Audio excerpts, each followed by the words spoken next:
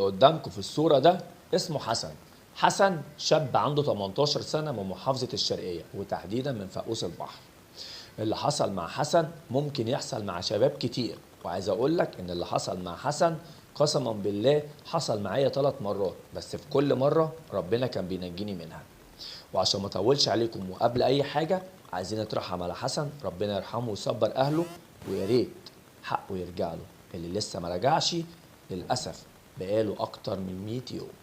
ويلا بينا عشان ما اطولش عليكم احكي لكم بالتفصيل ايه اللي حصل مع حسن.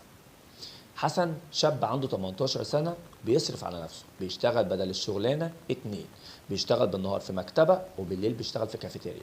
حسن يعتبر ليه أختين بنتين وليه أخ كمان، يعني هما ولدين وبنتين. وطبعا عشان ظروف المعيشة واللي احنا عارفينه حسن بيشتغل عشان يصرف على نفسه وفي نفس الوقت بيساعد أهله، وده مش عيب. محبوب من كل المنطقة